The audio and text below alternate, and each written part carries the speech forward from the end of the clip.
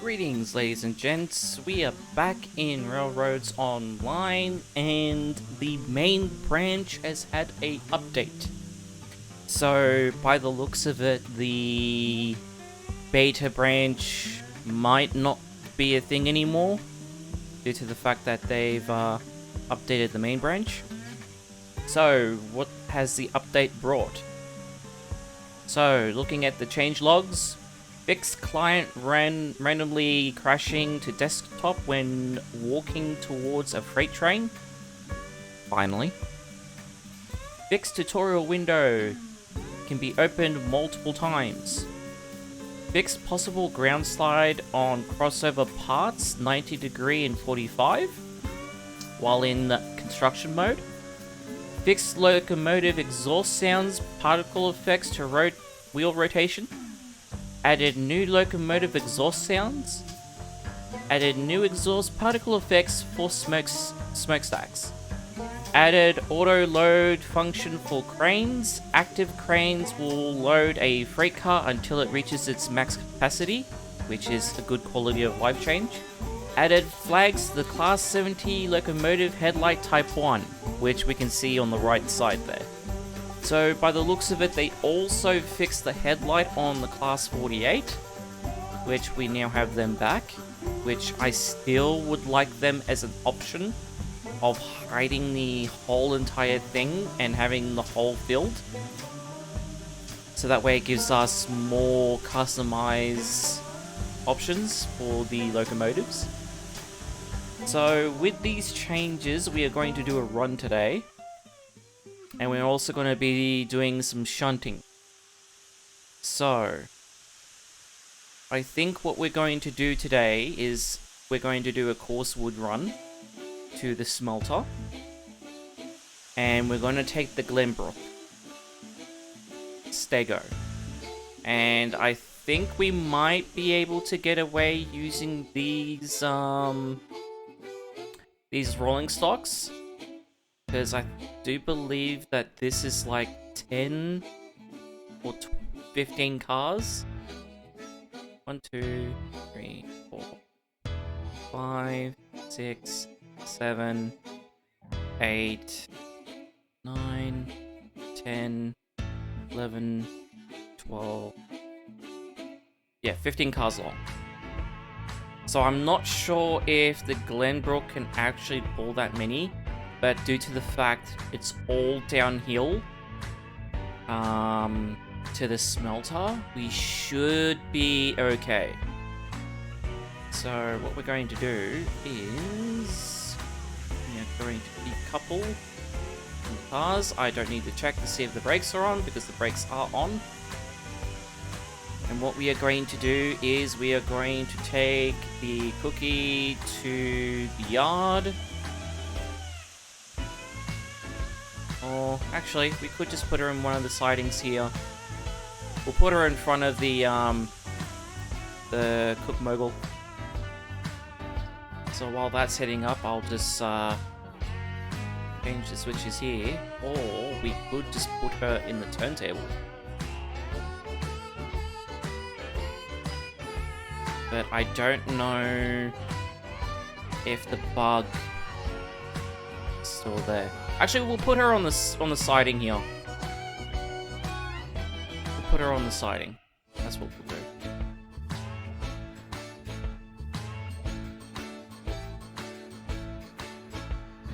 I just don't want to risk it because it's a physics game, and the last time I put a locomotive on the turntable, it yeeted the thing miles away, and I had to use a website to get the locomotive back. Because it also would crash the game as soon as you load it in.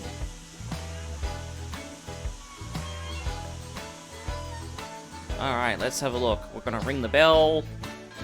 Cylinder cocks. Brakes are off. Oh, that sounds really nice. That chuff.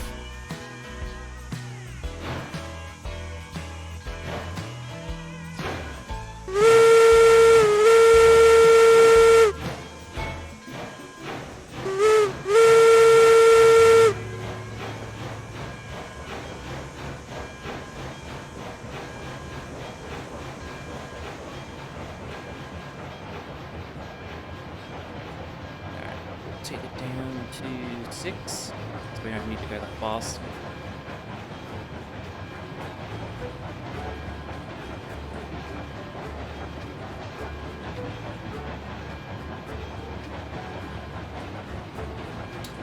Actually,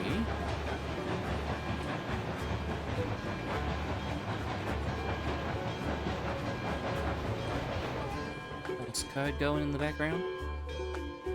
Leave the bell running.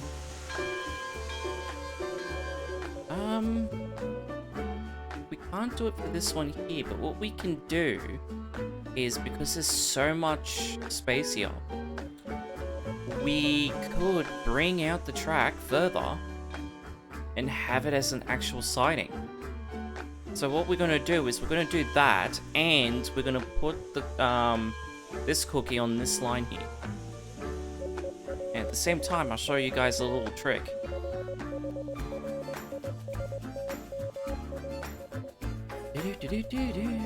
Oh, it's good not having winter again. Okay, so I don't know how far I should take this out.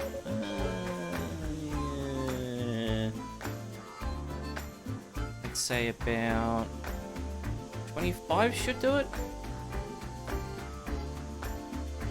And then what we're going to do is we're going to do a crossover. And then another crossover. We're going to delete this. We're going to put a steel bridge down. And then we're going to delete this. We're going to get a embankment. And now what we want to do is change it to 1 for the grid so we have more leanway. And we want to get this about halfway about there. And then what we want to do is we want to take it, bring it out to about 7.2. We will put down the bumper.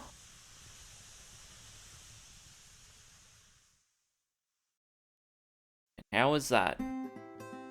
It would be nice though if they did have this part of the bumper, but you know, this is basically just a workaround. And now what we can do is we just take off the circle mode, we attach these two tracks.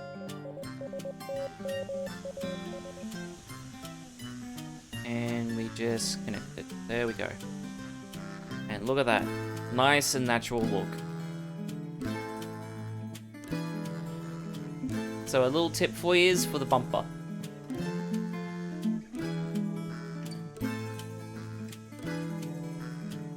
Alright.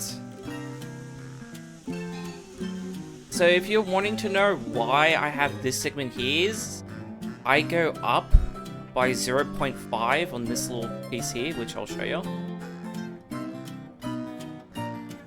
So do this, go up by 0.5, and then we just slightly go on the top. Okay. Do that again. Hopefully it won't click in. There we go. So I do that with the turntables, because it's easier to see the little tiny gap like this, so that way you can line up the turntable more easy. It's just a little thing that I do, and it also acts as a little bumper as well, so you don't like fully go over the turntable by accident. But yeah, let's get this on the road. We're also going to turn her around. So nice that we're getting regular updates now. It's also fantastic that the performance is back. Because like when I had to stop playing Railroads Online because of the performance, I actually felt a little bit depressed. Because I love trains, I love my locomotives.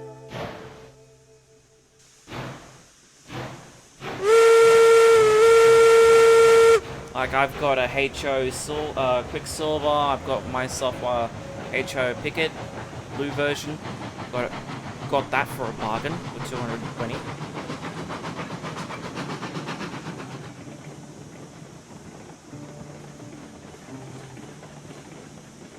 Right. We should be good, yep.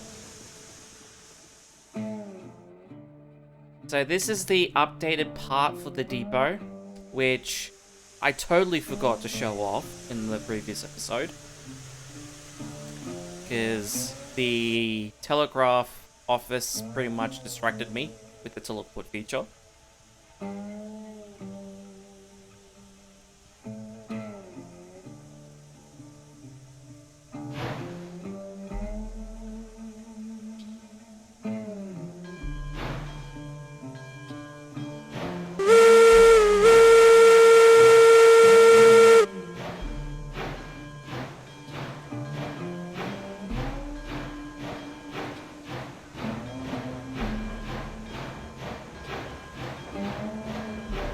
Oh man, that chuff sounds really good.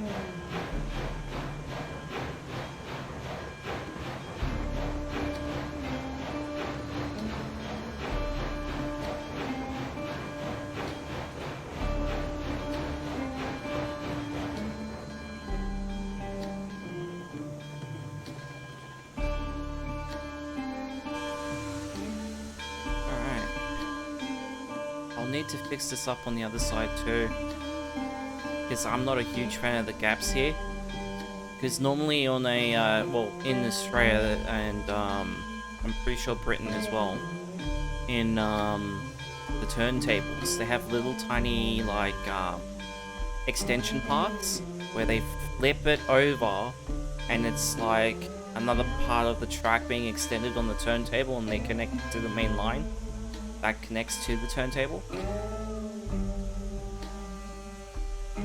But yeah, I like doing it like this, where you can like actually see it lines up with the track. Is there this gap? Is this I'm not sure, but that would damage the wheels on the locomotive. It would like chip it or something. I could be wrong, like, but yeah, that to me just looks wrong.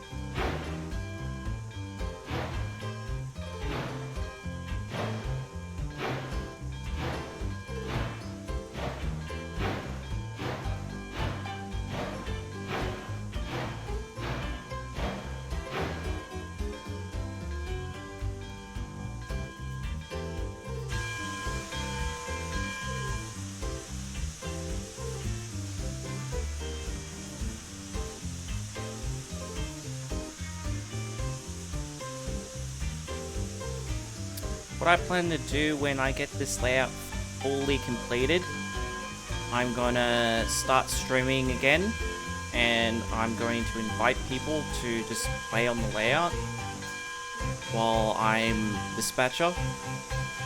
So hopefully that becomes a thing for Train Fridays, or a day that we decide on. But till then,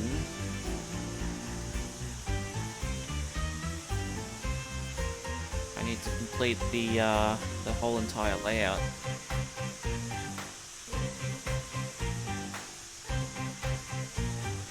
Okay. Slightly off.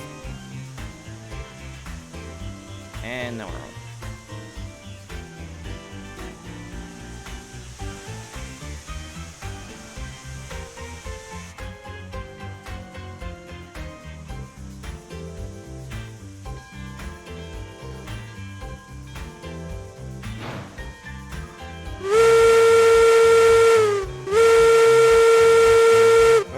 God, what is happening to the trucks on the on the tender.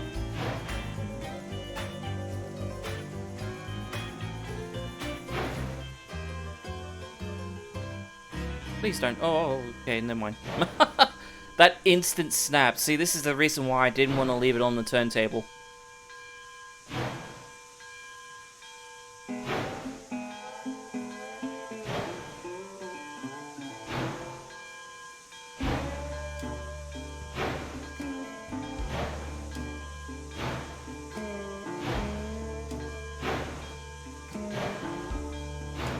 Oh wow, that is actually more than I anticipated.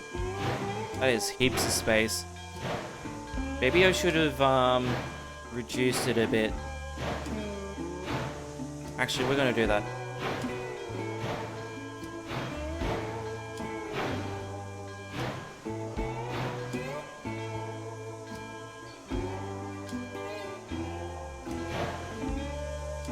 We're gonna reduce that slightly.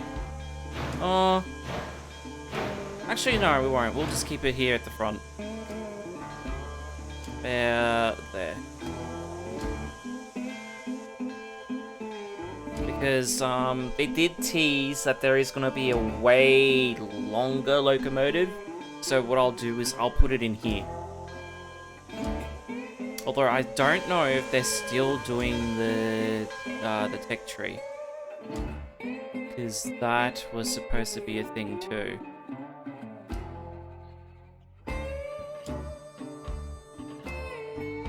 Alright, so we're going to take the Glen Brooks Dego.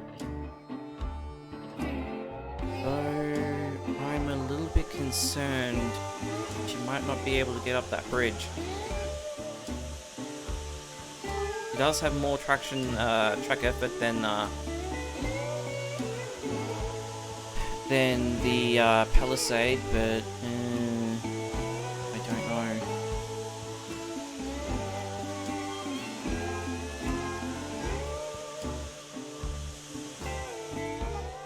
What they really need to do next is fix up the camera. The camera should not be down here, it should be in the middle of the tender. And it needs to be scrollable for starters, so we can adjust our own length on the camera.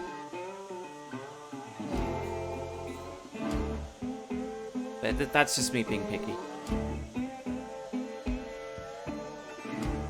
Alright. Probably need to do our switches instead of getting excited wanting to drive the locomotive.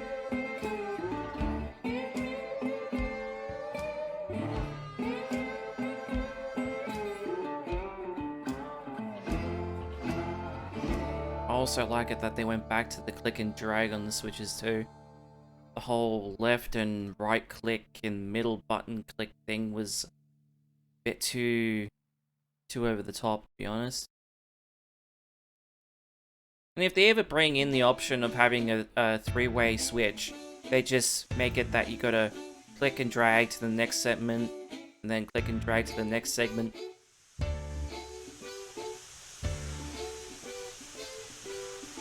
Alright, we should be good to go.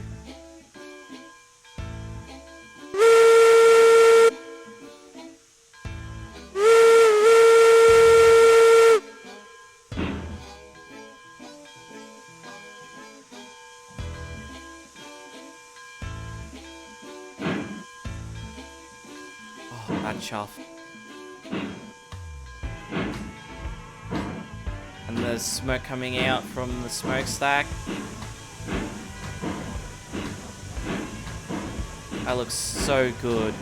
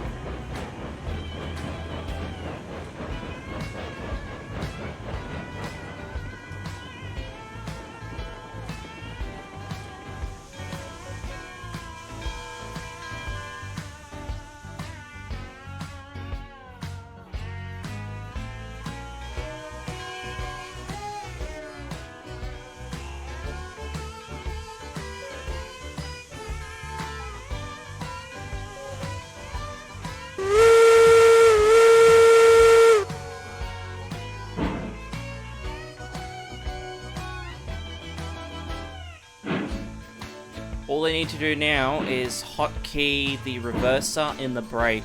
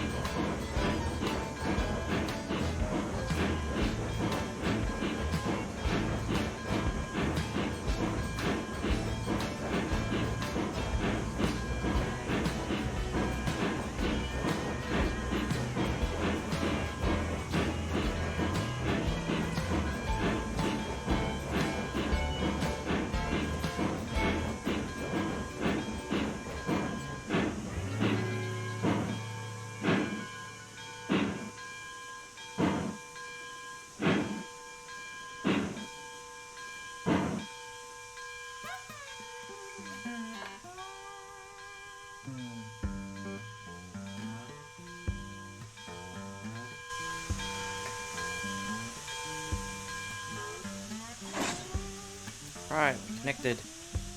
Now we need to pull the brakes off.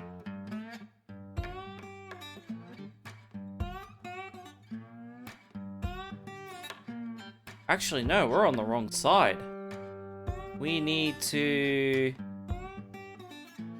Yeah, we need to... Actually, I'll leave the brakes off on these ones.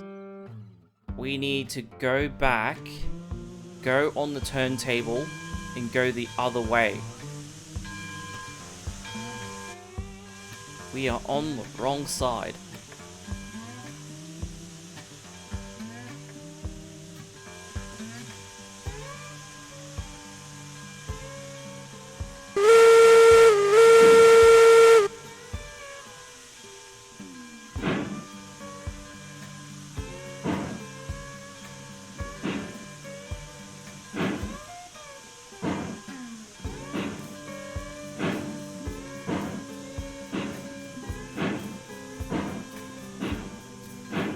Listen to that all day.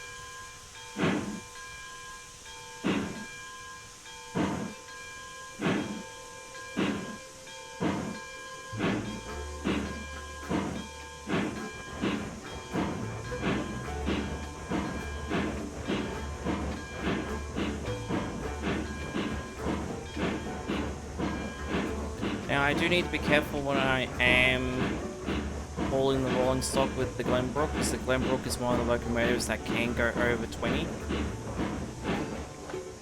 So we just got to be mindful of that.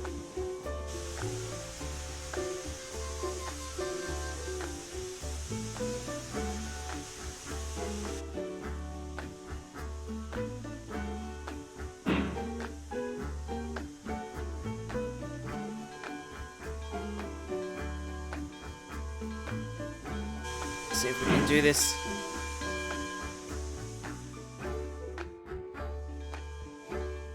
Should be coming slowly, so we do have time to line this up, hopefully.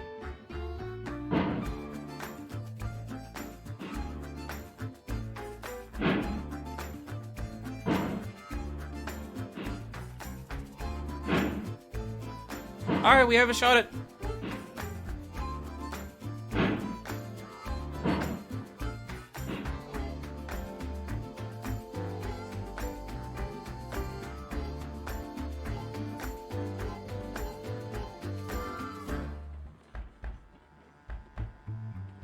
fact that I'm not hearing the chuffs is a bit concerning.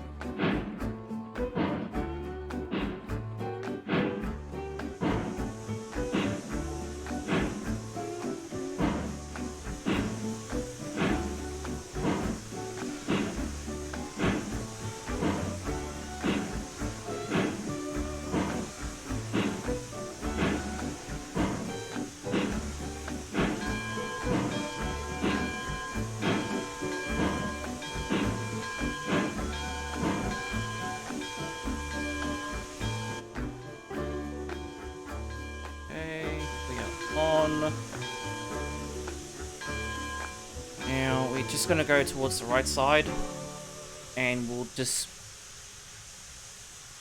go on through on the other side of the track. We'll take the switch and we'll reverse back, and then we gotta go on the left side of the bridge because that's where the coarse wood is.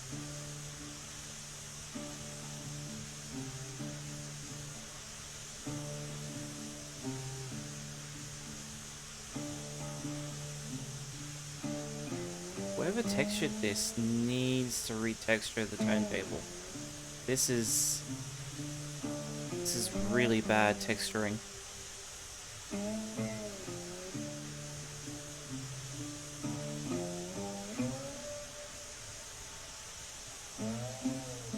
Now hopefully after this video I'll have some time to work on my game, because I was asleep when they did this update. Right after doing the other episode.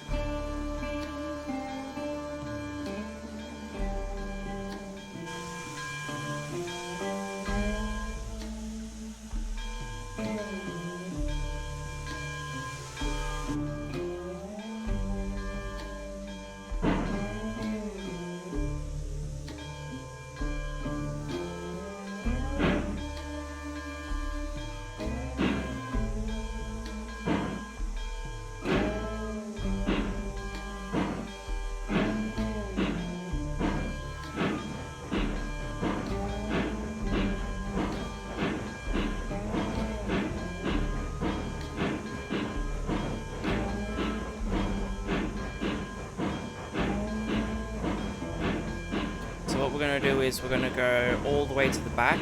We'll flip that back switch, go into the middle siding, we'll go past 48s, and then we'll come back on the other side.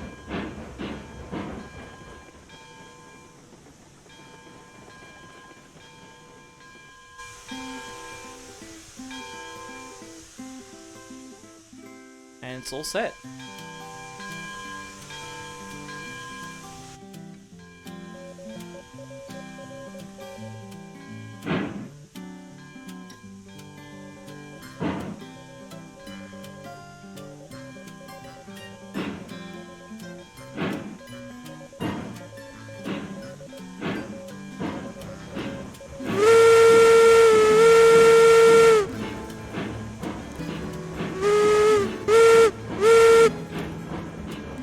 Screwed up that whistle then. I was trying to simulate like the too short and the long. And it's just you can't really do it with the slider.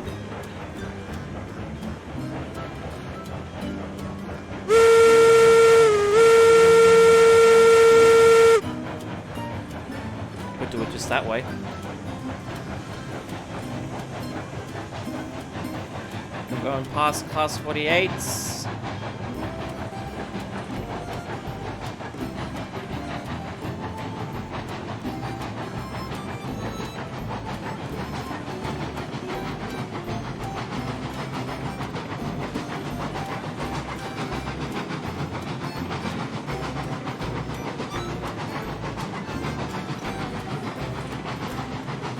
Alright, so these are the switches here that will change and reverse back.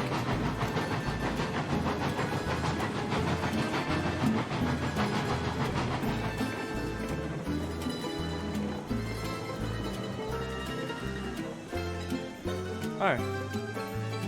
Okay. Well, since we're already halfway through.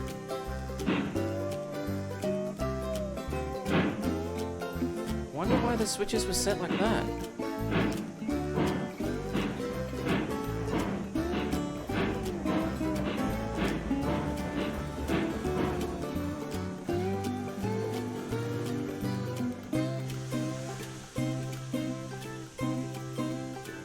I'm just going to default these back.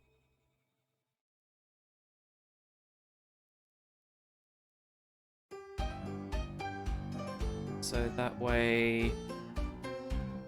And then I'll preset the switch over here so we don't need to go out. Because the right side is the log cards.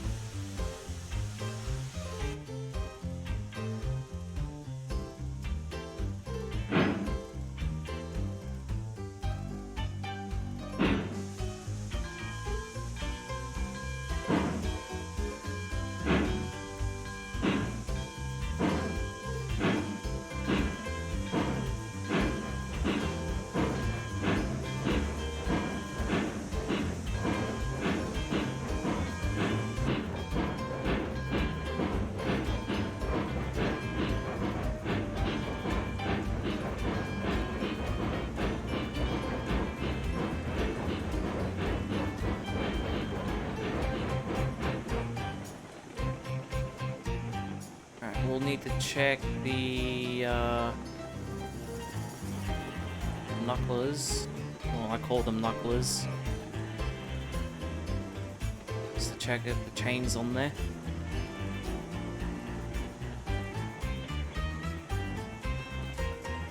I can't wait for the next locomotives to come out with the coal.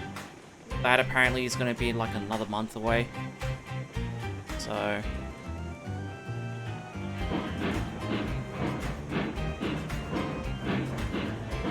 sounds really great, the locomotives now.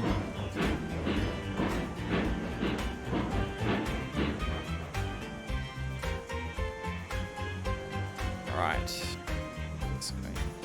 Brakes. And let's go to descent. Back.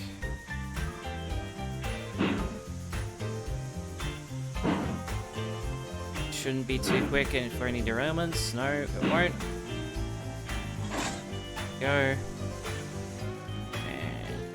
put this on there, put the brake on, and we'll set 0. Now what we'll do is we'll check braking.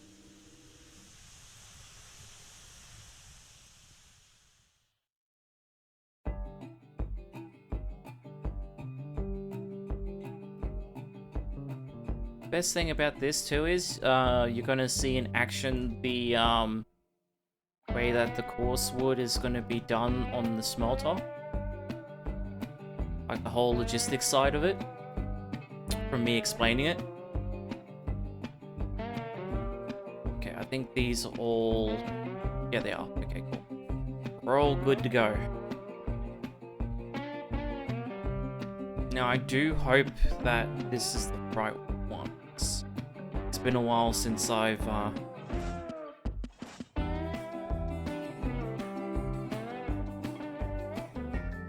is it?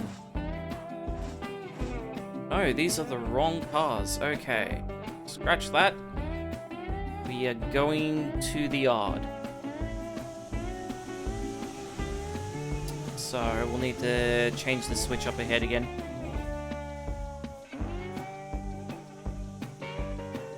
Man, I am just full of mistakes today.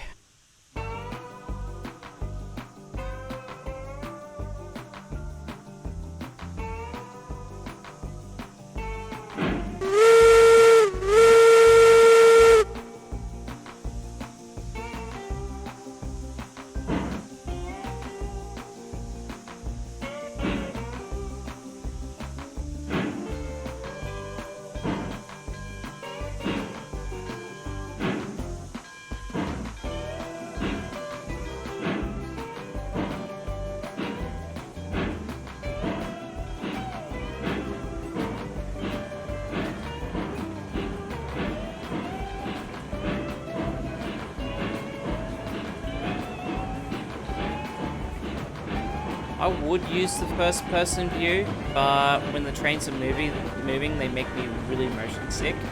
So I always stay in the third person. So I do apologize to anyone that wants like segments within the actual cab itself. I just can't do it because I get really bad motion sickness. So I do apologize for that.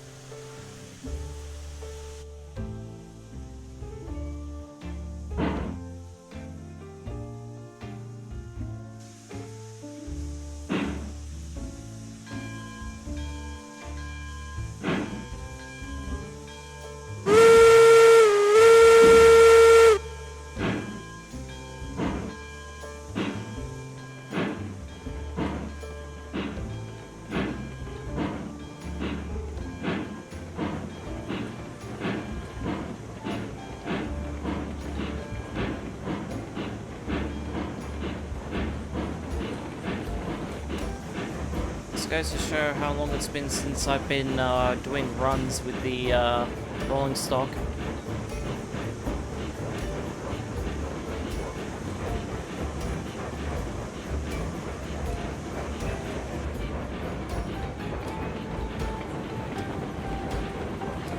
Hopefully we should be set. Looks like we might be set. Looks like they're both set to left. Which they are. We don't need to get out.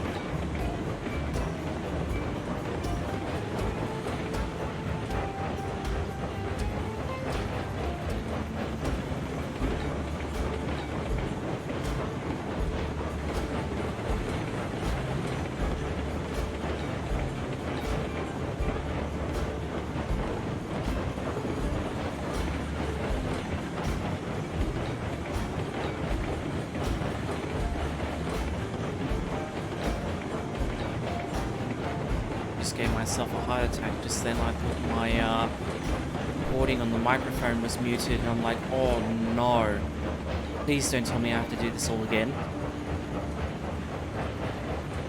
But yeah, I see the bar going off in the background. Because I currently have Steam up on the other window, so I could actually read out the change logs.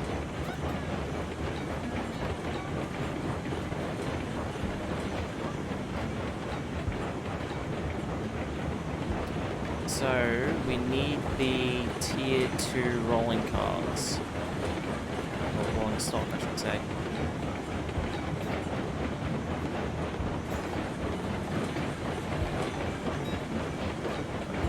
Brakes. Reverse, we can stop. Switch. And we'll put it in right next to the tier 2 rolling stock. So these are the ones that we need to pick up. So we'll put it into this socket here.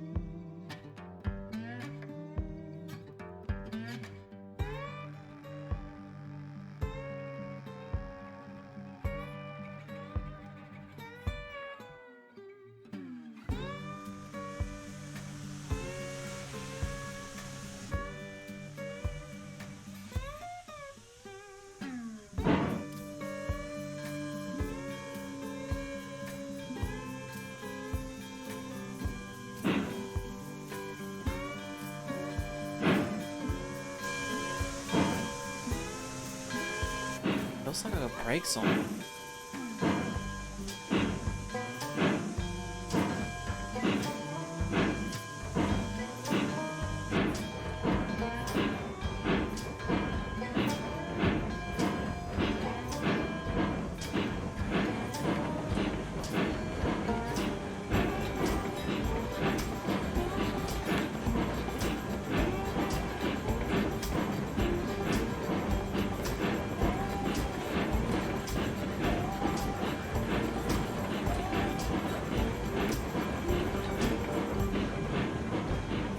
they should also do as well is have an option to play sound in the background.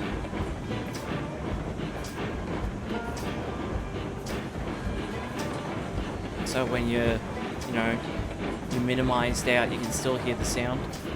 Though they do need to fix the main menu, because when you're idle in the main menu, you crash. So I think we only have 8. So that's going to be okay. We'll definitely get up the bridge then. Just 8.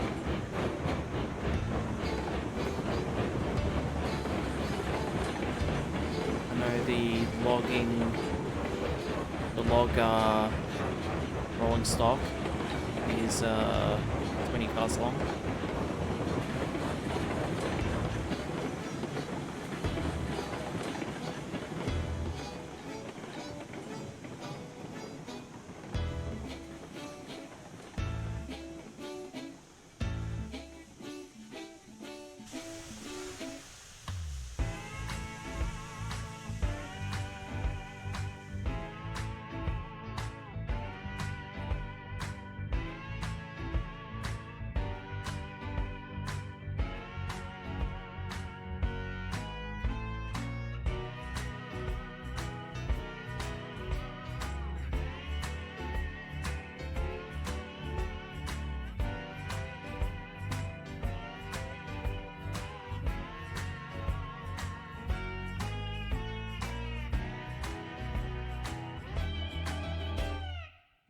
Done. Now we can decouple and grab the tier 2 rolling stock.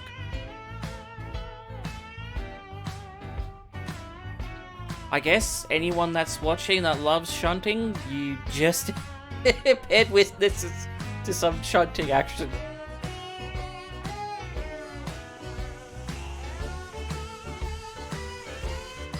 Alright.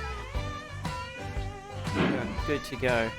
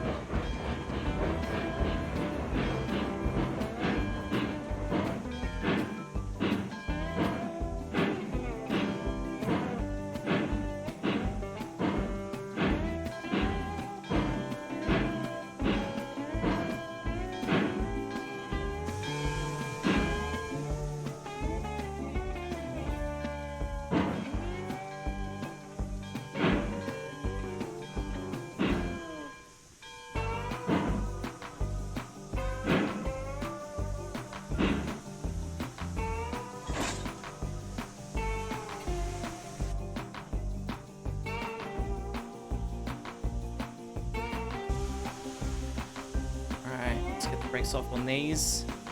and then we'll officially be able to go.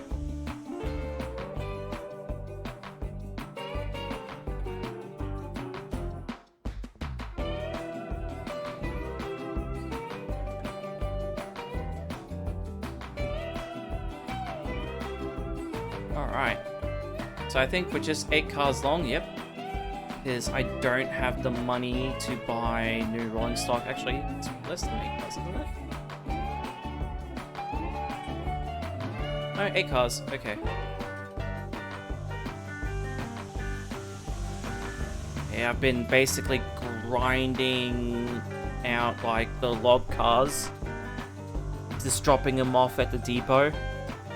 Just to be able to afford the locomotives when they're coming out. Like, it was a pain in the butt. Like, I just would sit there and just farm grinding the logs. Like, every single time. But now that we got more lines opened up, we should be able to do more variety stuff. And on top of it, that the cranes are now automatic when you first activate them. This makes it so much easier.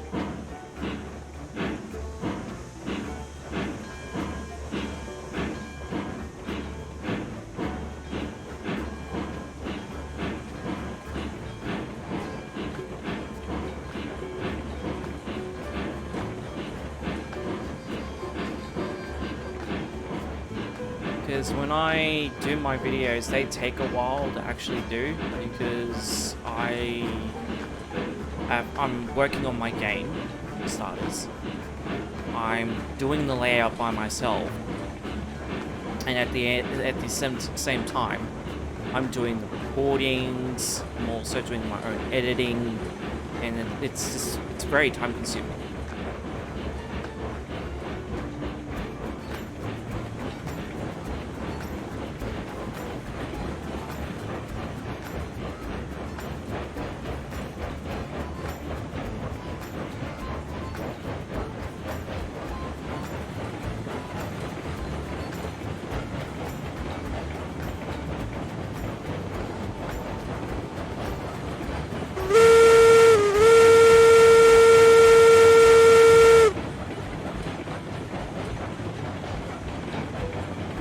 So if anyone is wondering why I have deleted the switches here, is because I'm currently working on the other 3 factories and refinery over there.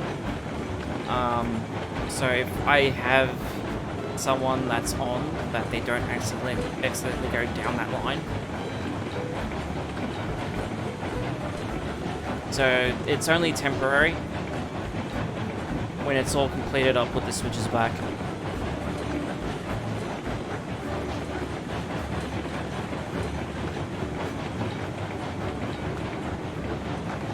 And I did not check my switches. But the fact that we've gone on the right side, we're pretty much set for the switches on the right. I just had a massive brain fart.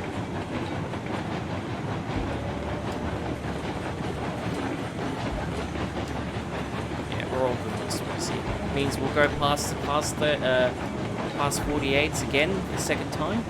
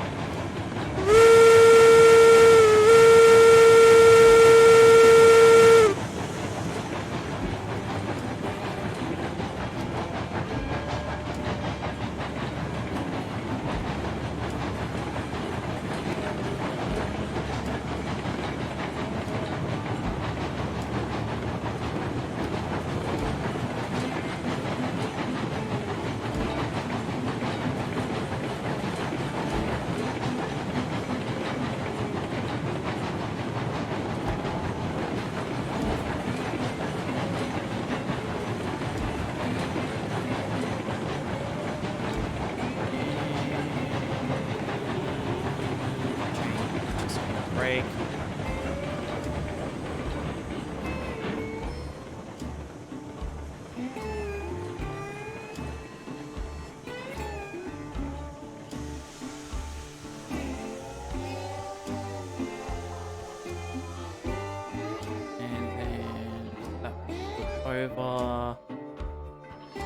set this one to the left, one to the left, and we're good to go.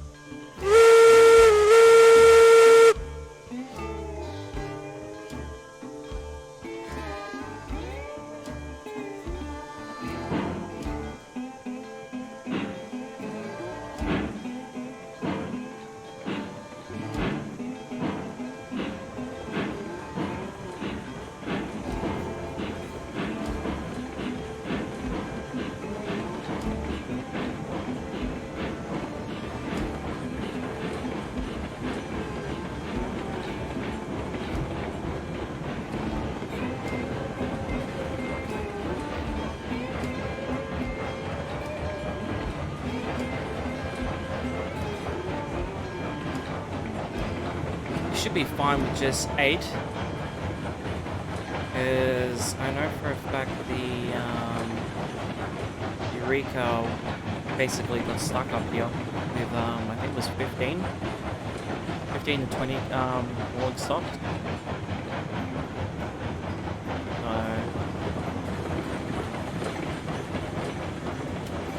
It's the speed, so we're starting to slow down.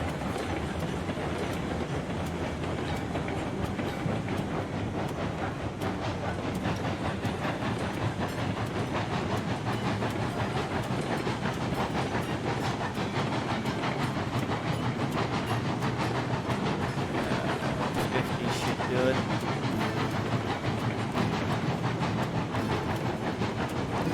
Oh, 60.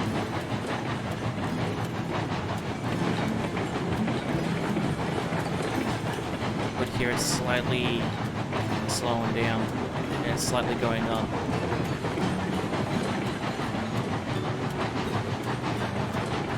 Give it 6.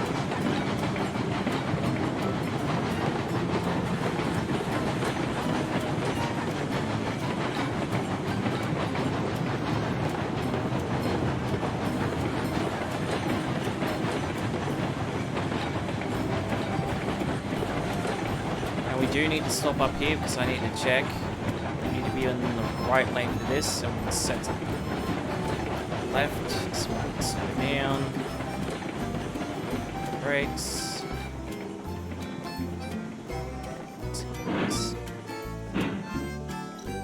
Go. And that tree needs to be cut down. Is obstructing the actual switch. Probably cut this one down too, so it's easier to see around the corner. Much better. I haven't gone through here and checked the trees, so I know a lot of people will get triggered from the switches not being all the way in the ground. Nuclear hates that.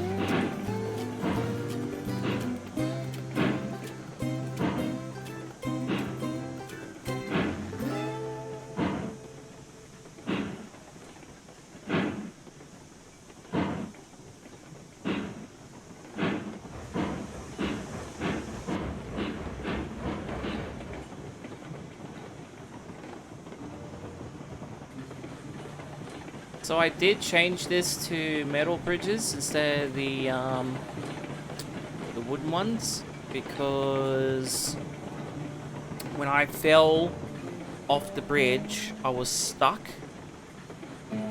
due to the fact that it has collision on the supports, and with the metal ones, you can literally walk straight through them, so you're not stuck by collision.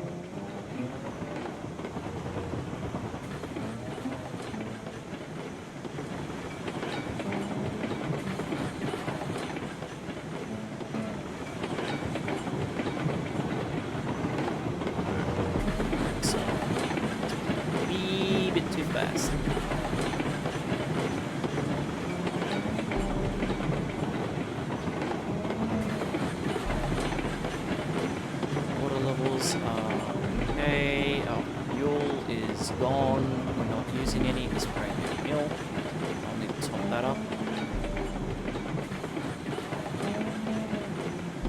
take some from the firewood.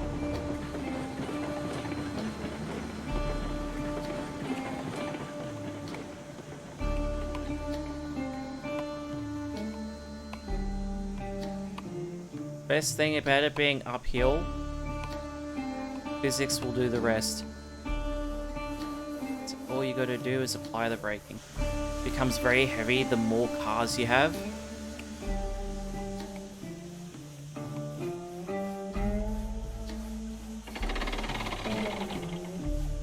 So... Alright, let's see this. See this in action, shall we?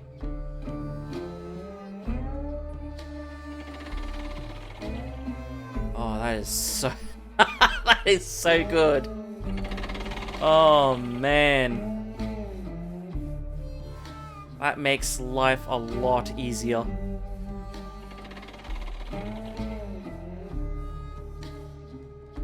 Now the problem is you're just sitting here doing nothing. Oh, I love it. They really should actually make this an upgrade. Like, if they're still doing the tech tree, you have it as, you know, the player has to constantly press on the cranes to activate it, and then what they could do is they do a tech tree where it changes to a button press automation, and then you upgrade it again and it becomes a card detection crane where it's automatic, complete automatic, and then it changes to like an overhead crane which then loads more instead of these one segments, and then it gets larger again, and instead of doing it in like 2 segments, it does the whole entire rolling stock. Like, one car, one car, one car, and all you have to do is just slowly move through the factory.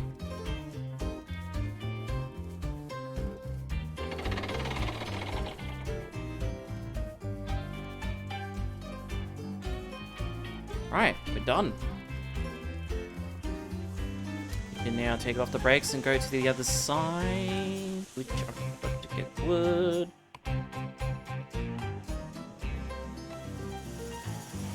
Why is the animation like 20 FPS when I'm running with the logs?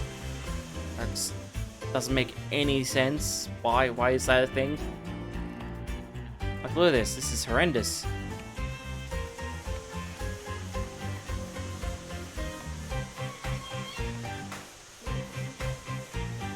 It's like they animate the animation. Yeah, the animation's like this, so I don't know why it's... Let's just pick up a wood, right? Holding it. Oh, that's why. Why would you do that? Why would you do that? Just have... They really need to rework the third person and the character. Like, there's a marketplace item called the Advanced Locomotion kit for third person. There's a plugin for it for Unreal, which converts it to multiplayer support, where it has everything from first person, third person, jump, jumping over obstacles, climbing up stuff, like, and it's free. It doesn't cost a damn thing, just the same as the day and night system, the Advanced Dynamic Sky. Like, these guys could do so much with the game if they did a few shortcuts. Like, it's not bad using certain marketplace items that should be default in the engine that are in other engines. Because at the end of the day, right, every company uses tools, shortcuts to get their products done faster. Everyone uses SpeedTree for all of their, like, making trees and all that stuff. Foliage, vegetation, cliffs, you name it. The whole kit and caboodle, right? They're even using mega scans, right? Like, you have so much of these tools not being utilized You need to get off your high horse of wanting to do things yourself and allow certain tools to help you to achieve a higher, you know, a higher quality. Because, like, just say if I was the game developer of this game, right? I would have so much done, way more done than Kume has done.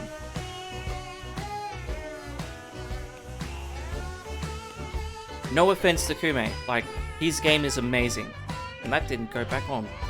Why didn't... Oh, okay, you can't put them back on, okay. What was I saying? Oh, yeah. No offense to Kume, what he's done is amazing. But you could have had so much done. So much done.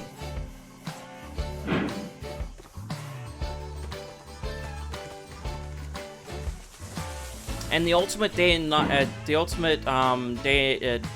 what's it called? The ultimate day and night skybox comes with weather as well. And it also comes with seasons. So you don't have to constantly have to send out updates to change your seasons.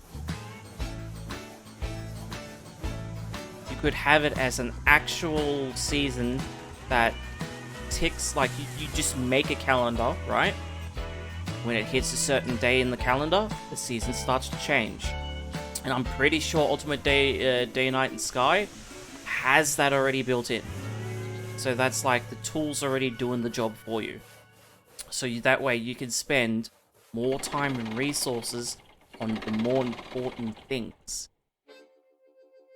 Like the advanced locomotion system for the third person.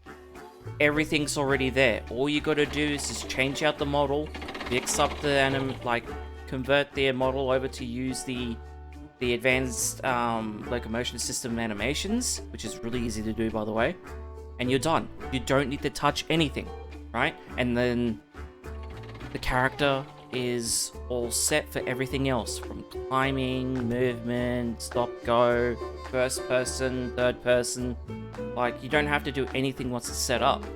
So then that way, you don't have to spend time on that, and you can spend more time on the more important mechanics.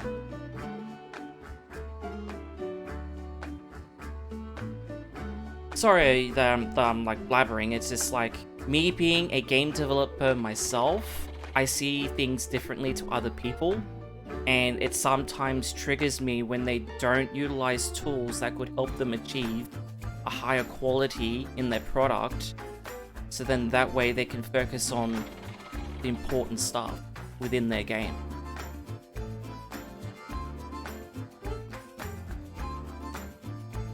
See, this is the downside when the cranes are automated. You start to blabber a lot, like start talking rubbish. Even though what I'm saying is not really rubbish, but yeah, still. You get the picture. Hey, you missed one. Got one left, guys. Come on. Chop chop. We're on a schedule here.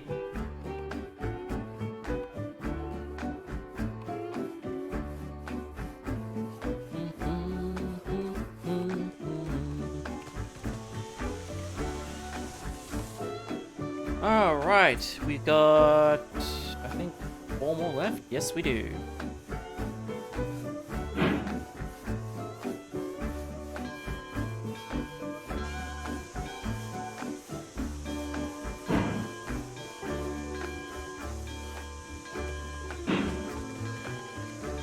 I'm really curious to see how many cars I can fit into the siding for the coarse wood at the smelter.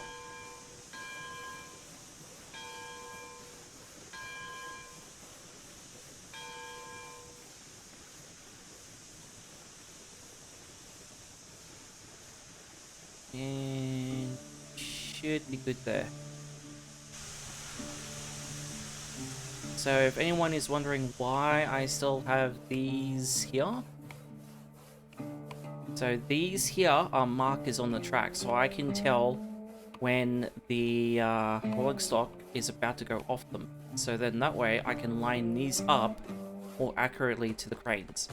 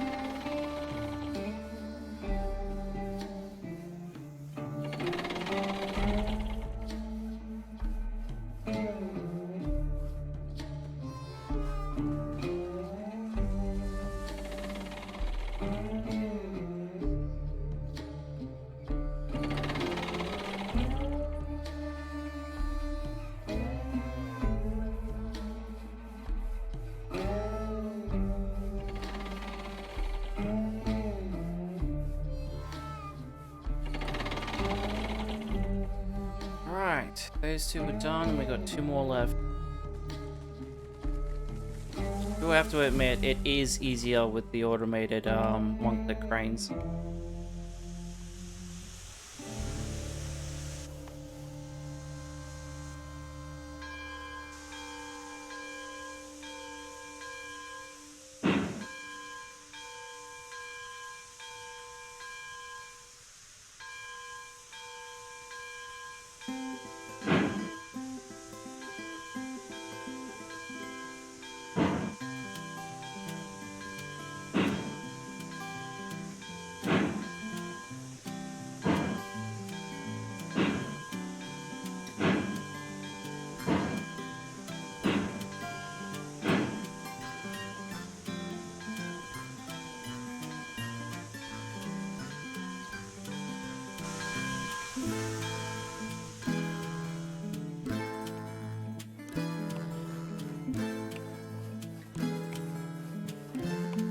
Look at that. Nicely lined up.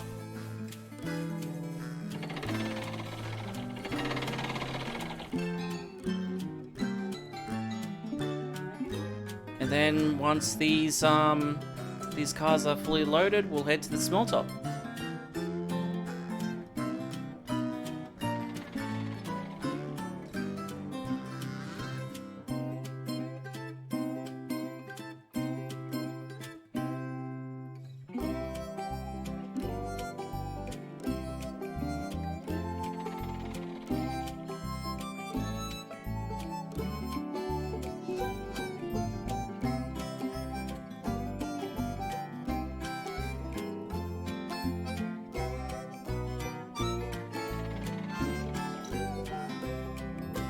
I wonder if these have been replicated so that the player can actually see that this is happening. Because I remember a time when the cranes went through a phase where some of them would not work correctly because they weren't replicated properly. So the host would work perfectly fine. But as soon as it went back and then the player would interact with it, it just wouldn't move. So I wonder if they've made sure that these are replicated.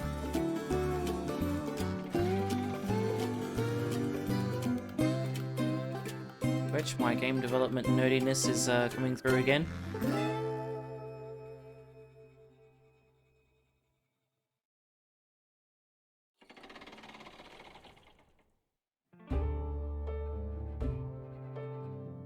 Alright. We are good to go.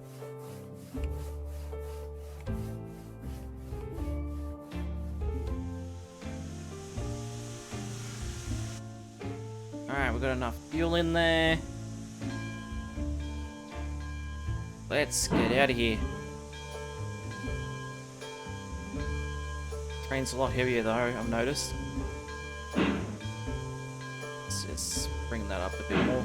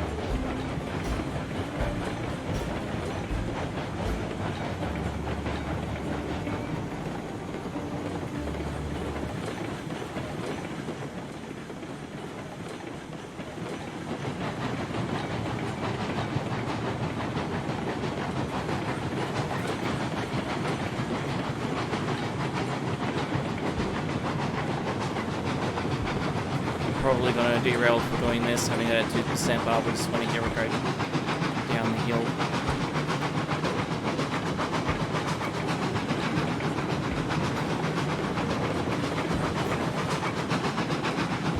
Oh no, we're fine.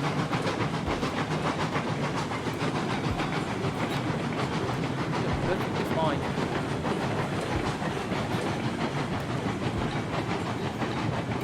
We're actually slowing down.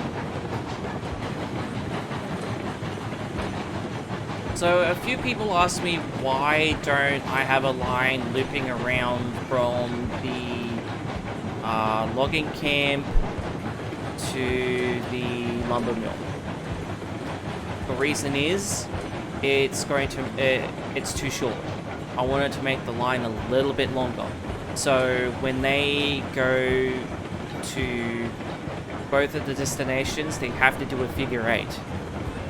Because I don't want them going back and forth so quickly that, you know, when trains don't pick up the goods, they basically inflate the materials. So it gives time for other locomotives to actually grab the other materials and send them off.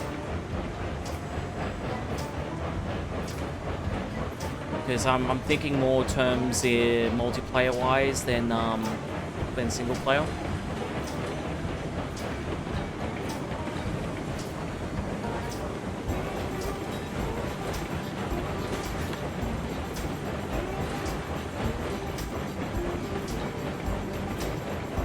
I tell you, when certain areas that used to be bare with no trees, they look really good with trees again.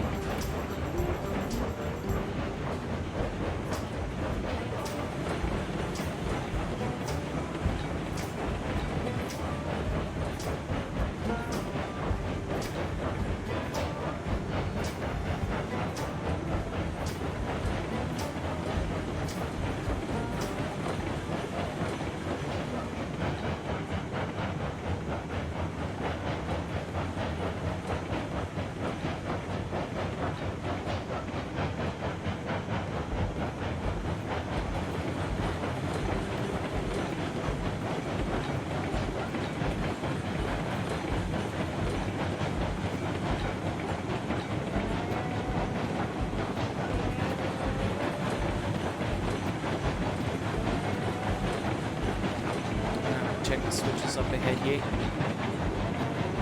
We need to be on the inner lane, going down the left side towards the smelter instead of the right side.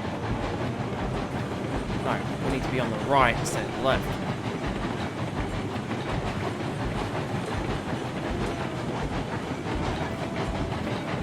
Okay, let's go break the 0 here. Coast in.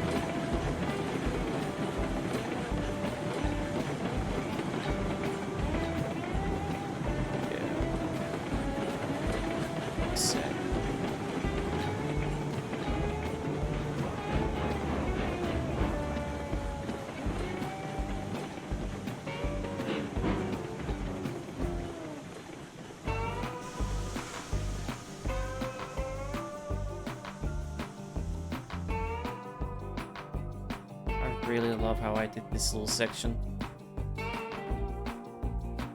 Oh, there's 2 trees here. Didn't even notice. Oh, there's 3. Oh, there's a few here that have snuck their way in. It's those little small details, you know?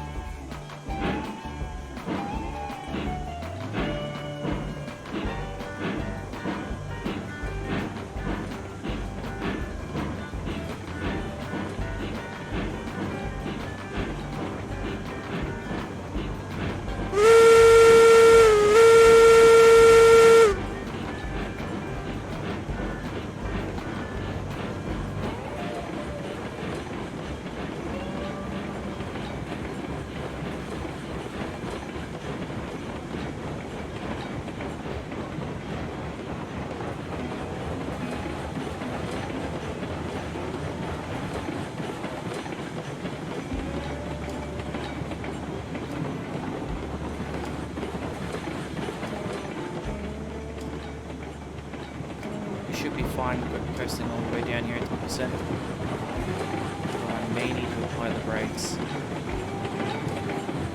Put it at 20%.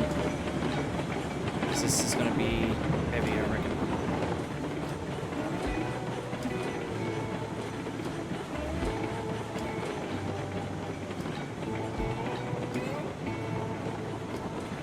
Look at that, that is so good.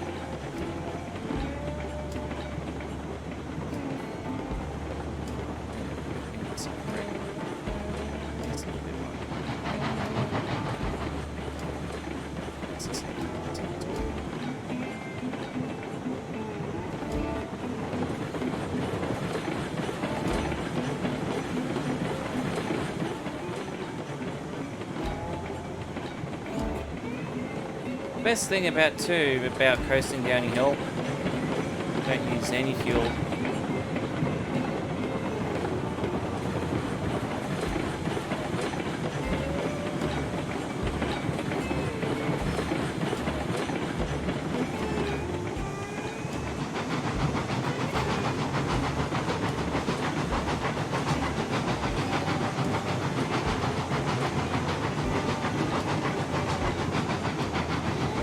Screenshot.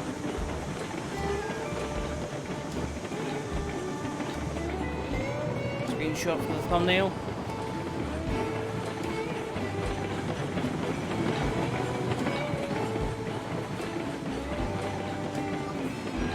This is going to be good too, because as soon as we get to the smelter, I'll see how functional the logistics is that I explained in the last video. Because I'm curious on how many cars I can fit through that siding. Because I might need to get rid of the turntable, extend the siding a bit more so that way I can hold more than 20 cars long. So when a locomotive comes with more than eight cars, that they can just use the one siding.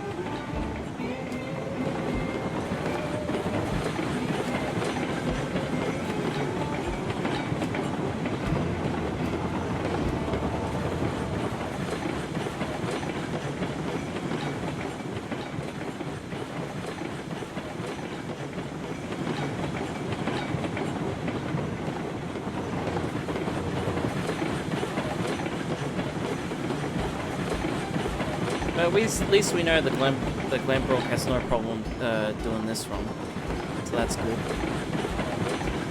Alright. Take the brakes, let coast.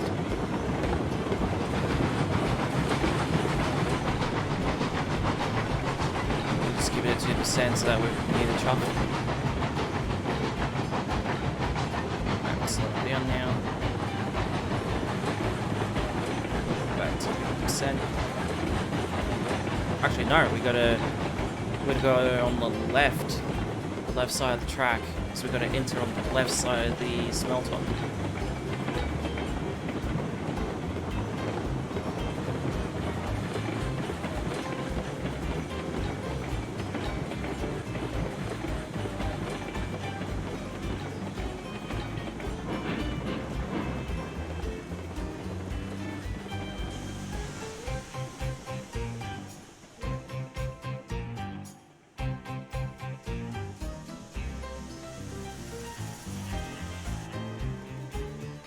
Right, not too worried about the other ones because they'll automatically change over.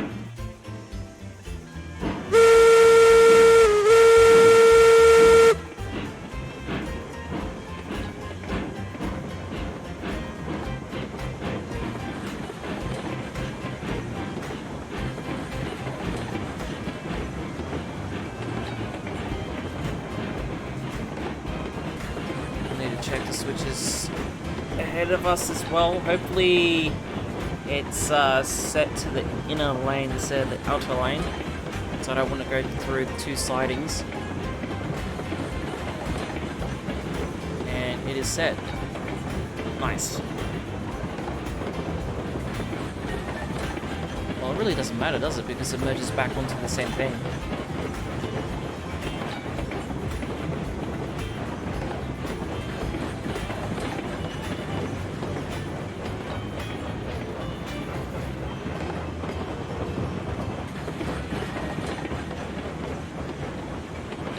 just maintain our speed for now. So different trees. Really different trees. So another thing too, if like, just say I was bringing this load in, right, and I put it in the siding map.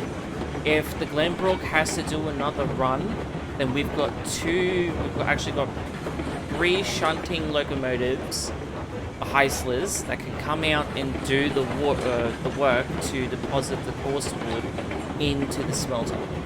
So that's a plus, unless someone actually wants to use the heisler instead of, you know, using it as a shunting locomotive. But, you know. Alright. Cut our reg. We're gonna coast, and we'll break at the end of that switch.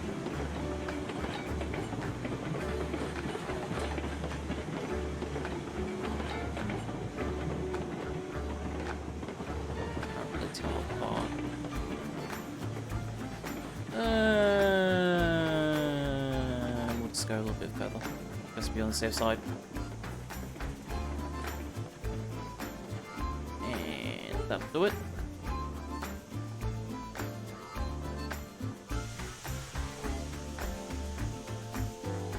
I really do like this version of the layout than the previous one. Because it doesn't, like, it makes you have to get out of the locomotive and do the actual stuff instead of sitting in it. Alright.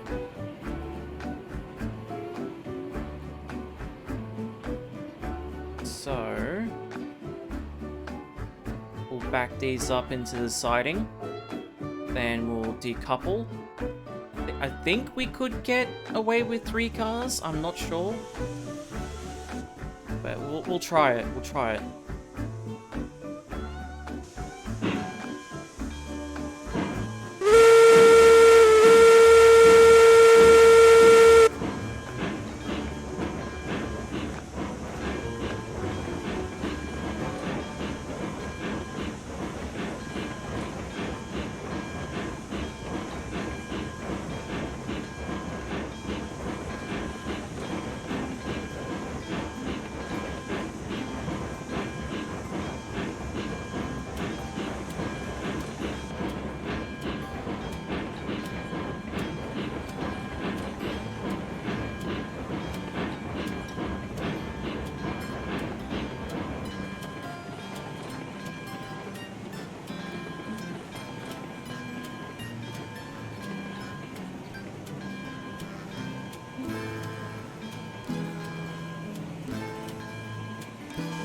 Alright.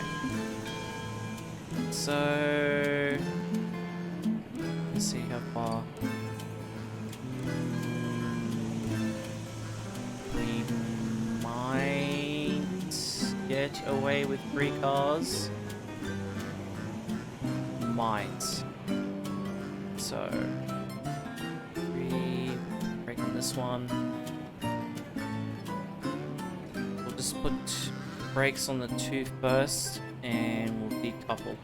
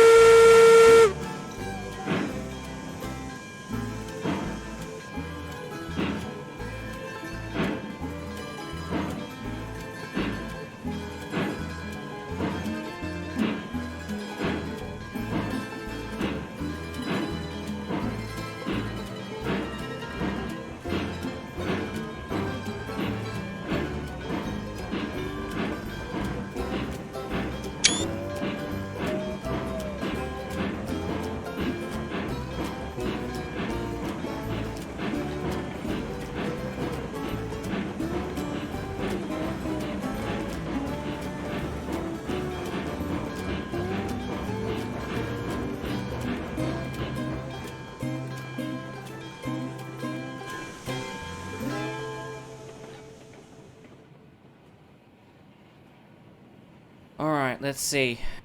Let's see how many, if 3 is the maximum we can fit. I reckon 3 is enough.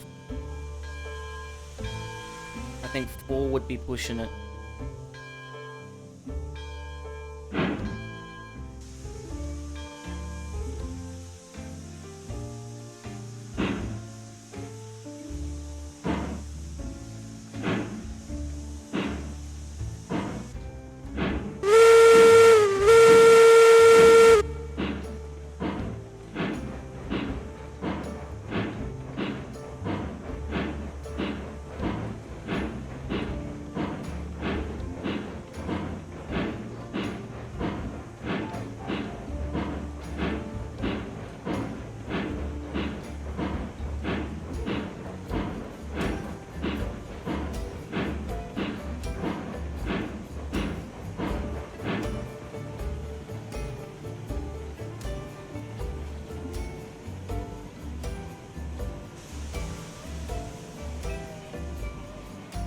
Yep.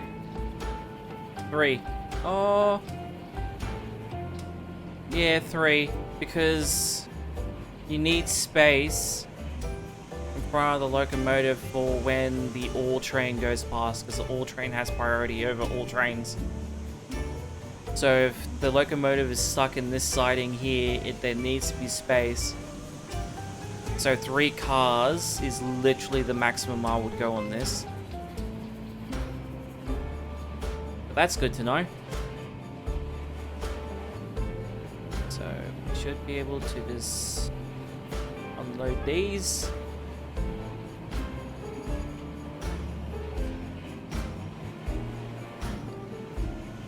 Reckon. Yeah, 3. Exactly 3. That actually works better than expected. And now what we do is we just take the locomotive back out. I'm not going to do the whistle or the box. So I want to show this as quickly as possible. So this would go a lot quicker if I had another person with me.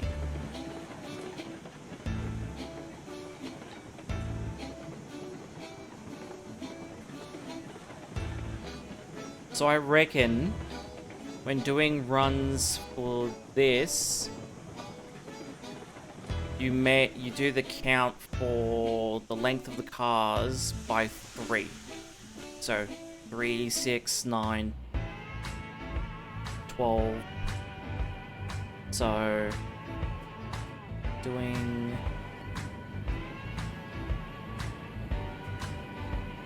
So yeah, I reckon if you're doing a long run, like a very long one, I would go 24 cars long, because then you can do it in 3s.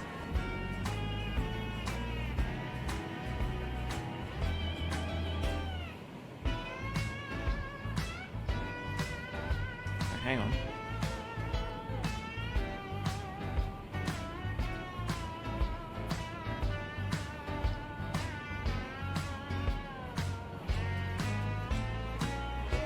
Yeah, 24 cars, yeah. Was correct.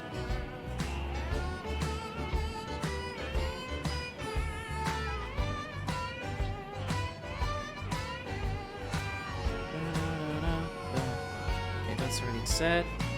So now we need to split that switch.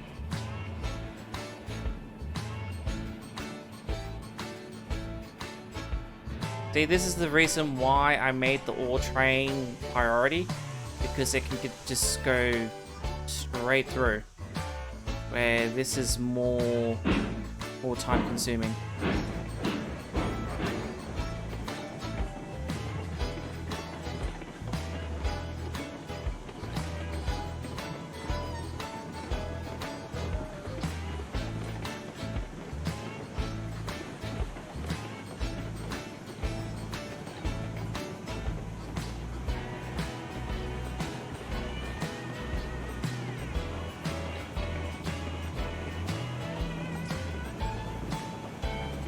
I may need to make these two sidings longer.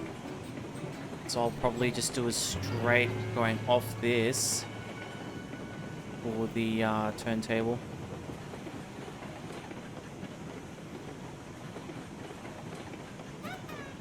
There's no way in heck 24 cars can support these two sidings. Well, these two sidings support 24 cars, I mean.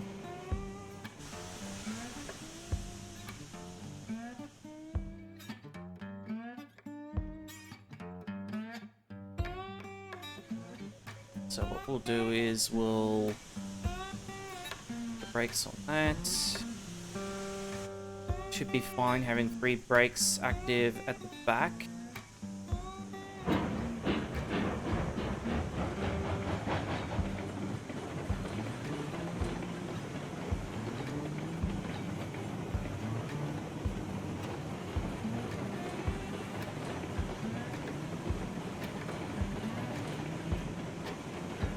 Oh, what am I doing? I went way too far. This one here.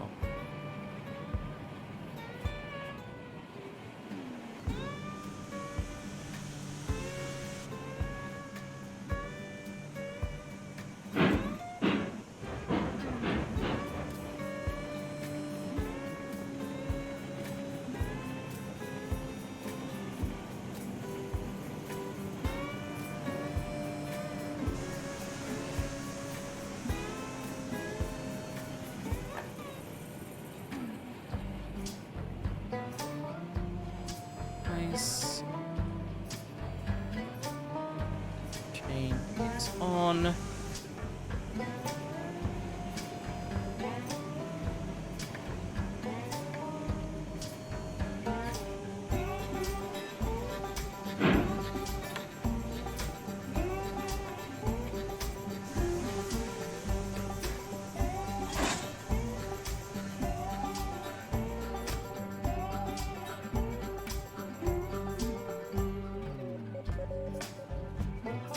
Just brakes on that one. Make sure the brakes are off on these.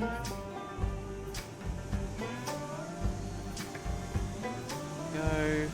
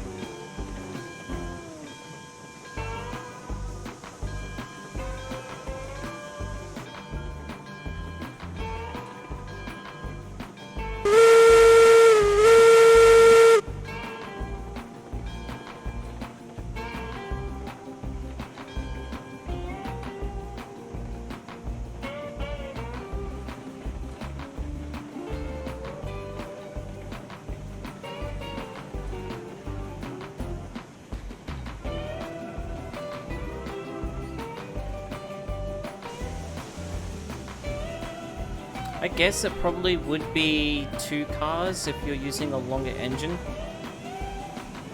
Oh man, the Class 48 would be perfect for this. It really would.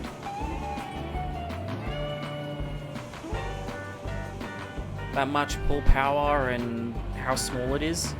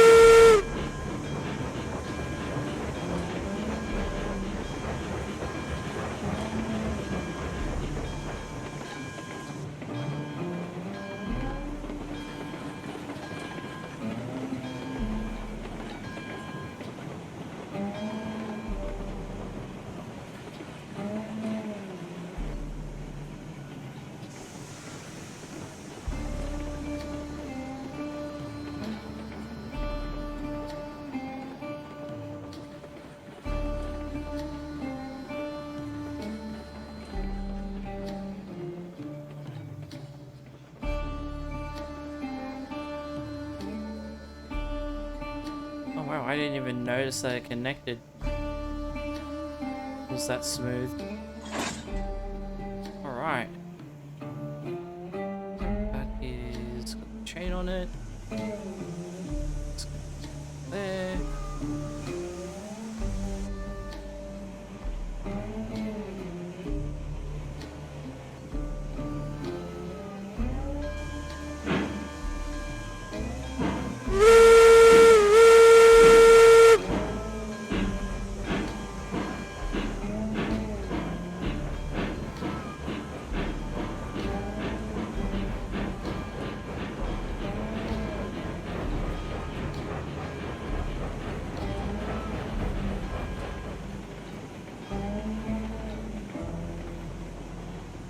I'm gonna need to put some wood in to maintain the fire.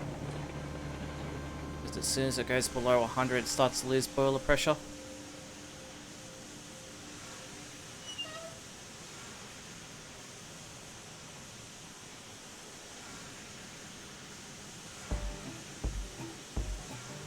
Okay, stopped up.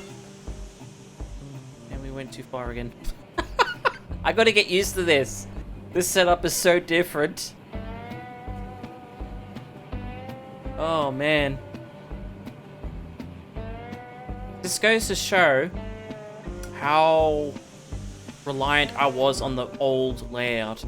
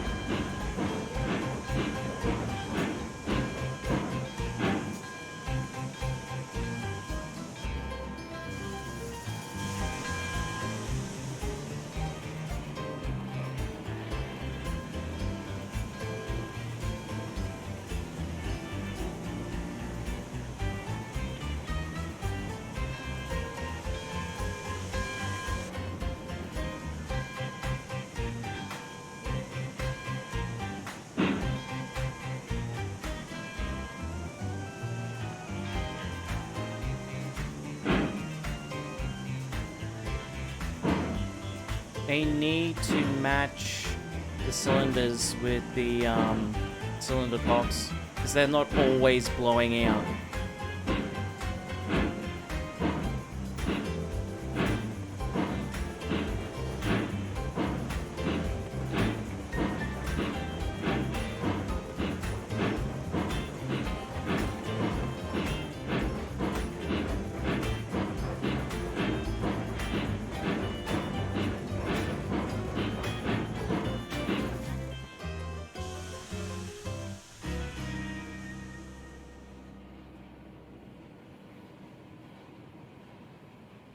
And now we just reconnect to the other rolling stock.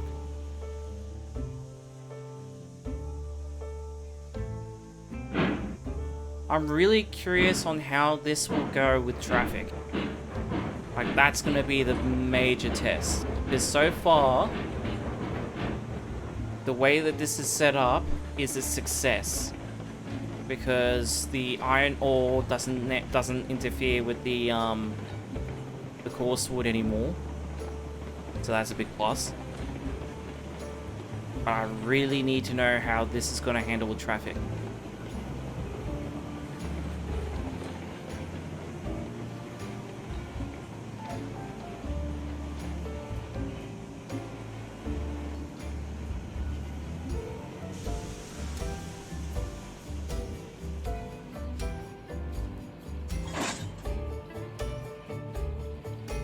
So, all brakes.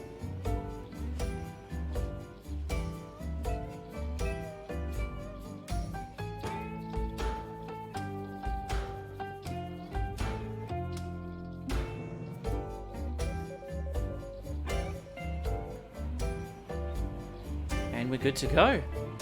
Yeah, I call this a success. Tell me what you guys reckon. Like, is this better than the old layout that I used to have? Because to me, it feels like it.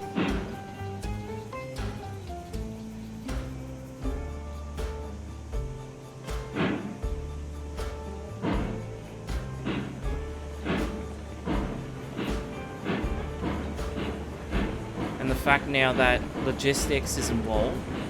And the best thing about it is, because I know there's no traffic, basically let this train coast at 20%.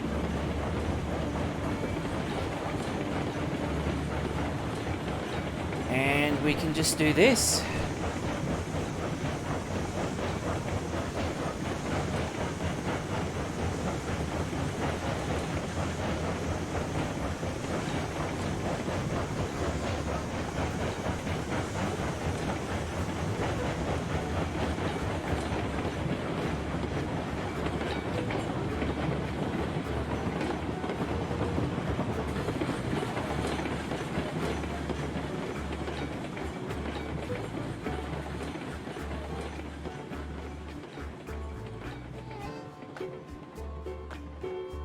Probably should have made it a little bit more faster. It's gonna take a while for it to come back. Alright, well, while that is happening, I'll set the other switches. Alright, so we can go that way and go there. Ah, stuff it, we'll go through this one. Just gotta wait for the train to come back, basically. Talk of the devil, here it is.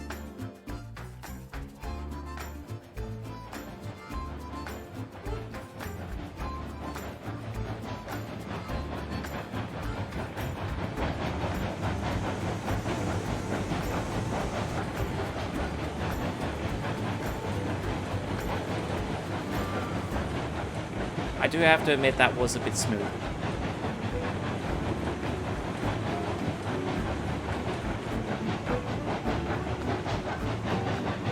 And we still have our 8 cars.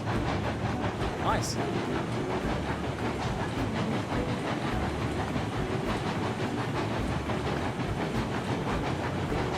Now, we should be able to go back the way we came with some minor detours.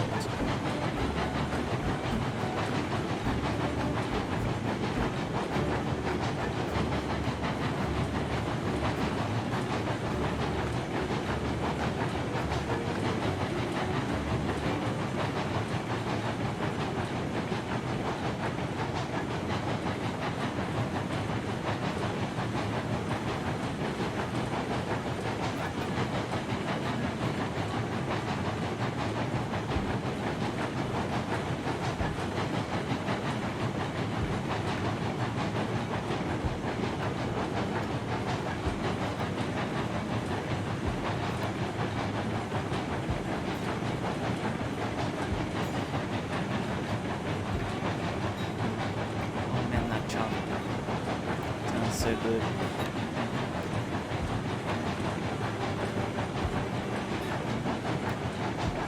Back on the main line.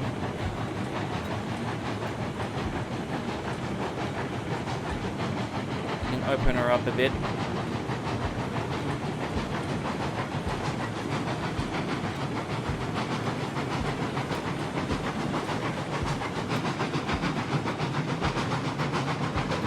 Or maybe not. Whoa! Brakes, brakes, brakes. That is a bit too fast.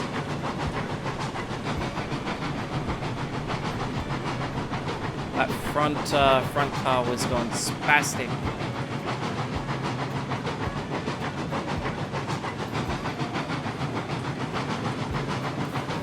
Yeah, we still got our cars.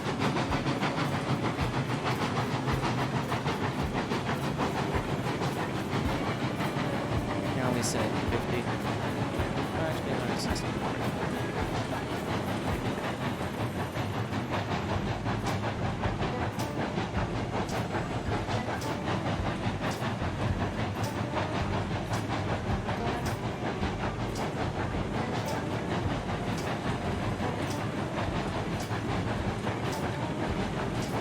They really need a new UI for this. This is horrendous. Need to make it cleaner, more compact.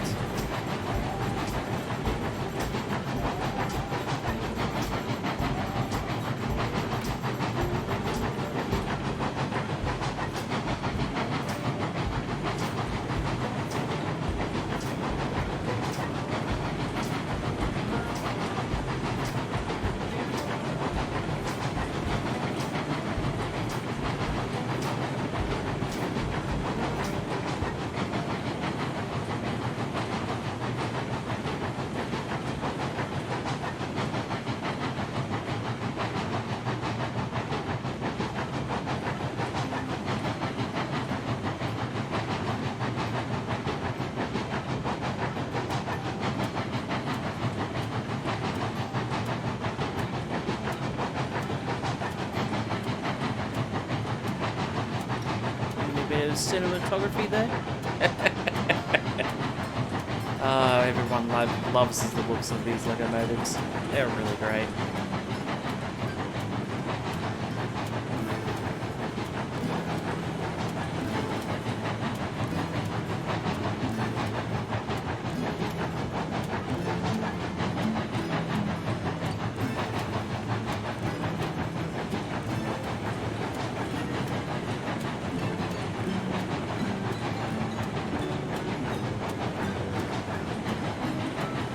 I really do like the new layout of the Smelter.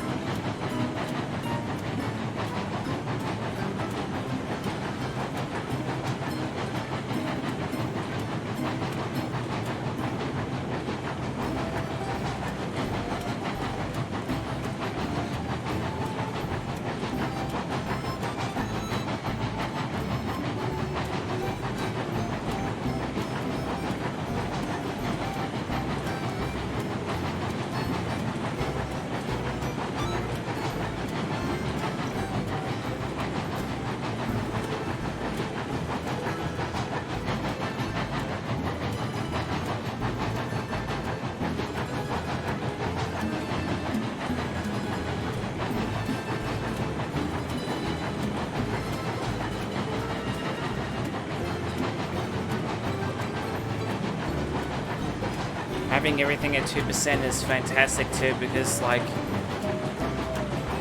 the Eureka and Glenbrook can literally do runs like this on any track depending on the rolling stock that they take.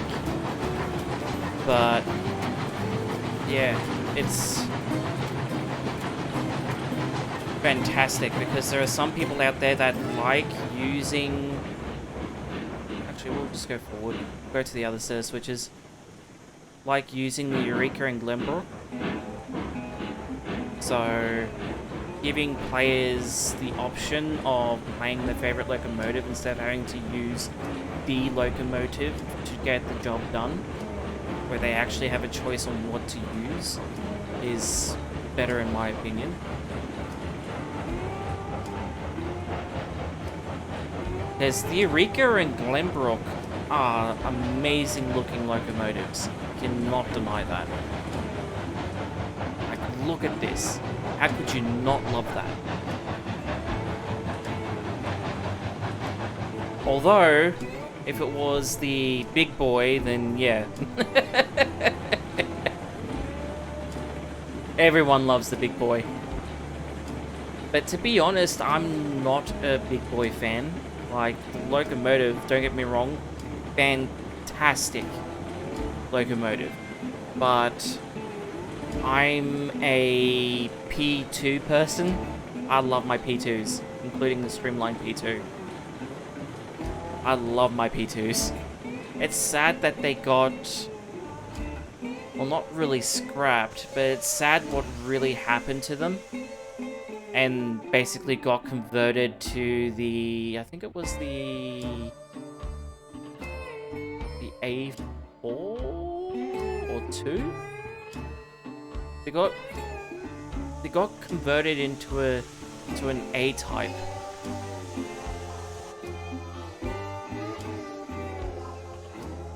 Because their drivers were just constantly causing issues on the track.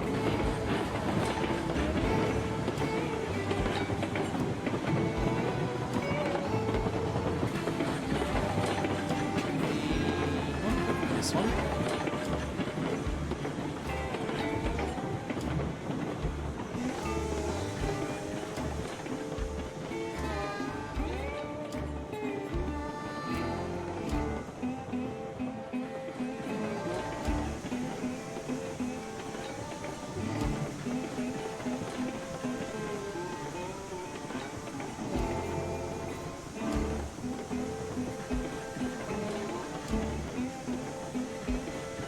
How dare you flash me!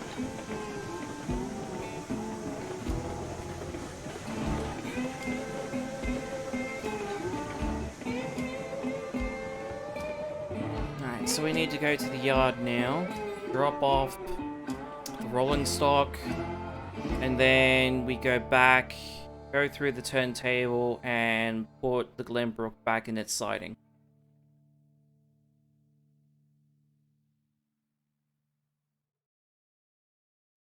Should be coming down a little bit faster too, because it's basically 2% all the way down here. Or 1, can't remember this on. Oh, we are set up for there. Good, good. Look at that, I didn't even need to get off.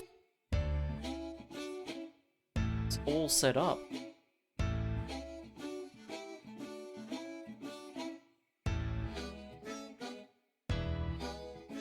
And it'll be set up too at the yard as well, because we came through there.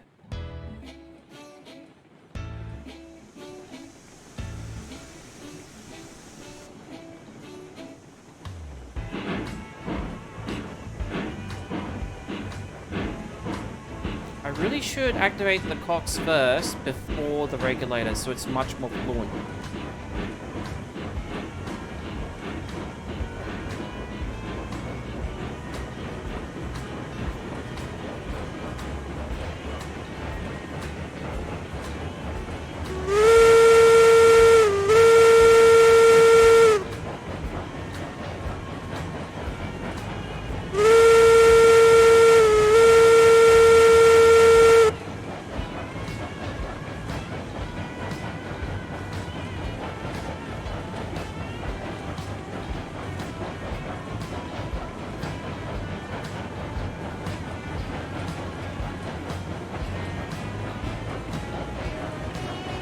and weave through the trees, man. Bob and weave.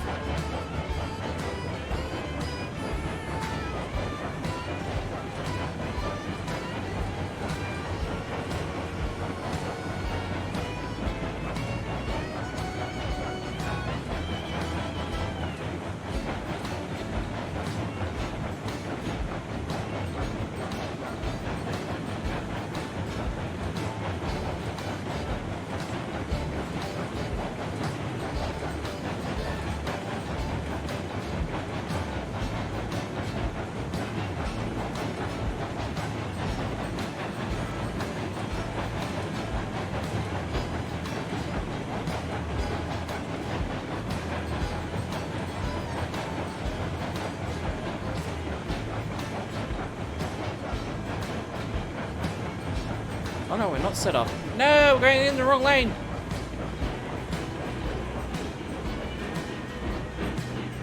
You failed me. Thought we were. Oh, we came through the other side. That's right.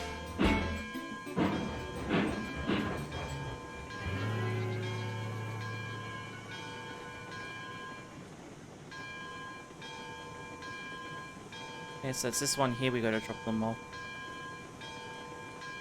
Oopsie. Alright, that's also reset this switch, so it's on what's right. Do the other one as well.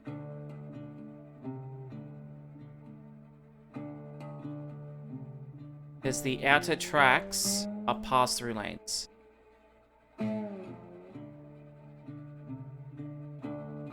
It would be nice too if we could have different colored sleepers. Like have a black sleepers. That way we could color code certain tracks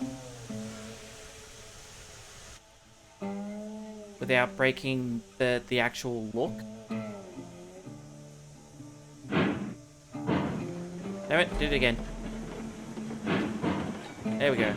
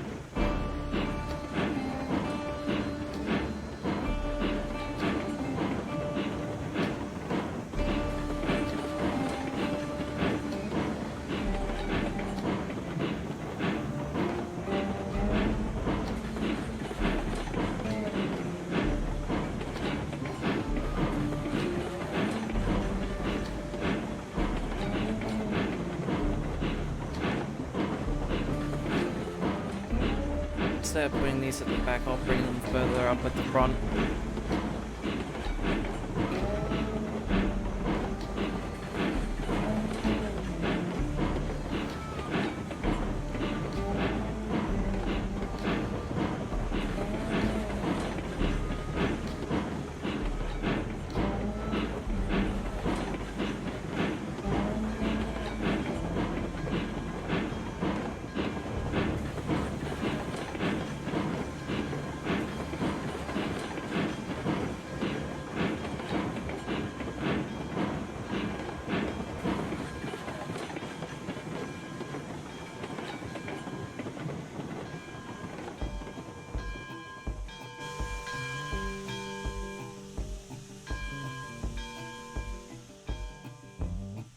Just put the brakes on all the cars. We're nearly done.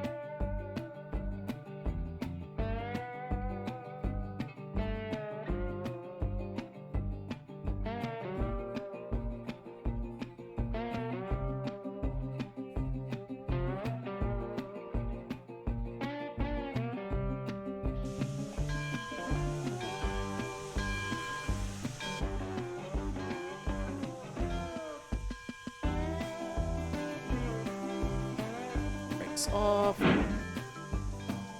Yeah, look how smooth that is now.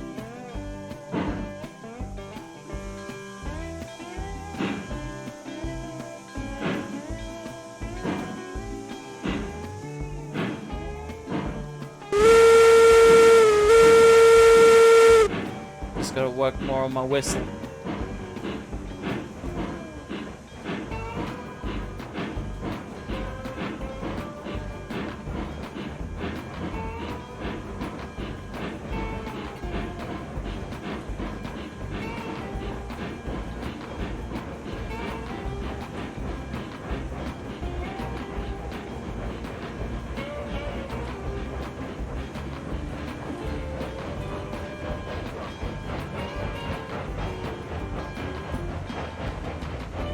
I hope they do bring out the ability to have like controller support or you know, like train master support. That way I can do this stuff without having to use the actual keyboard.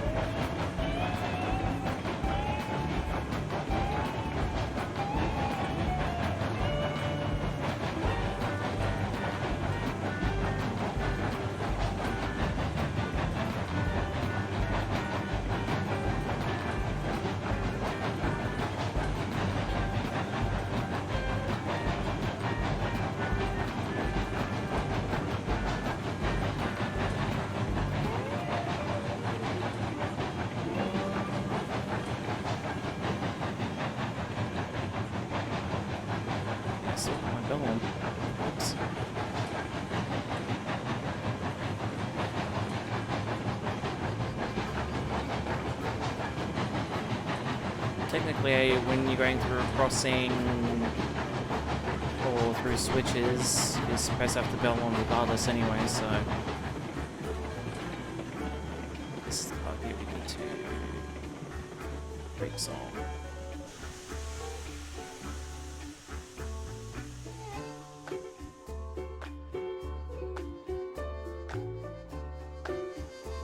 So the reason why I came this way is because everything is set up. So all we have to do is just do the switches, reverse onto the turntable, and we're done. So let's put my brakes on. Feels more weighty to the locomotive. Oh no, we didn't set that.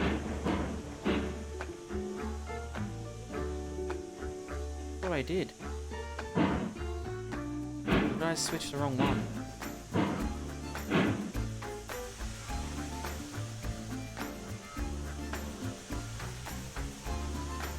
I reckon I switched it to the wrong way.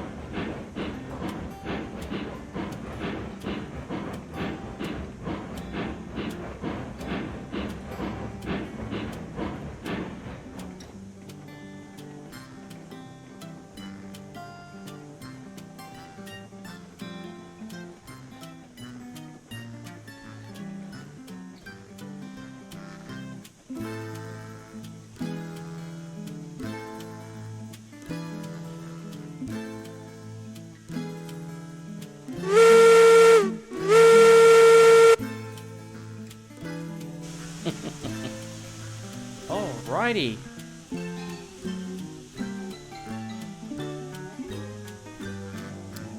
So that's gonna be it for me for today. If you enjoyed this video, make sure to hit that subscribe button and the like button for more future content, and I will catch you all later.